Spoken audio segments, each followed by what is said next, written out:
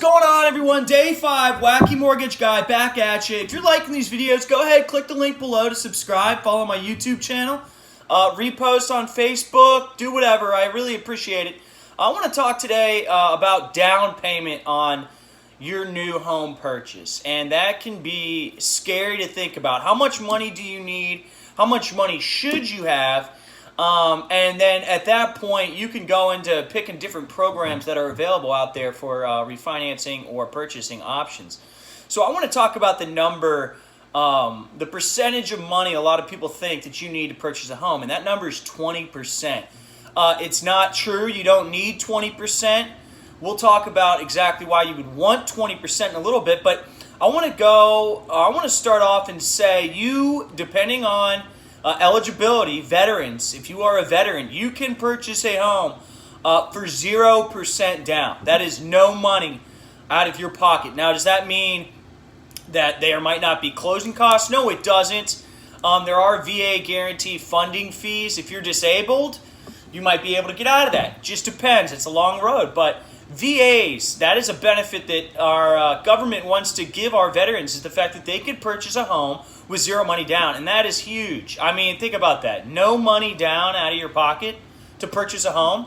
All right, so what if you're not a veteran, though? And you're like, hey, I'm not a veteran. I don't qualify for that. What's my next option?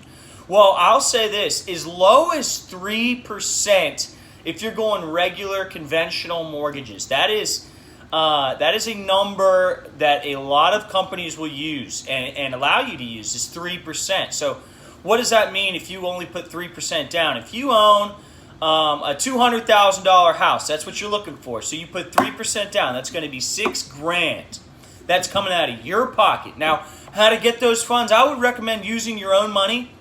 There are gift funds out there for parents who want to help their children buy homes. However, that is, that's rare. You got to have some great parents out there if they're going to do that for you. So $6,000. Let's say that you're getting a $200,000 mortgage and you need $6,000 to place down in the house to have that net 3% minimum.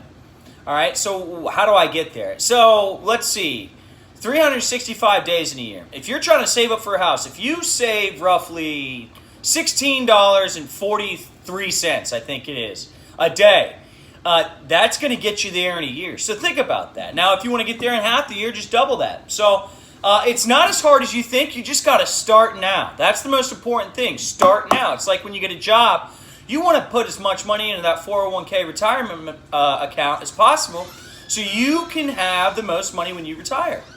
Now, there are other options out there. Hey there, Blair, for loans. FHA is an option. You don't have to go conventional. And I want to touch briefly on exactly why you would want to go conventional. Typically, although the rates may be a little bit higher, mortgage insurance isn't a thing. And what do I mean by mortgage insurance? Well, that's a tough one, because if you're putting 3% down, you're definitely going to have mortgage insurance. And that's what it comes back to, that 20%. A lot of people think they need 20% down. They want to avoid that mortgage insurance. And what mortgage insurance is it's essentially insurance for the servicers, for the company who buys your loan, to make sure that they're going to get their money back. So there's this amount, let's just say it's $150, that they're going to tack on to your loan amount that's not going to go towards principal, it's not going to go towards interest.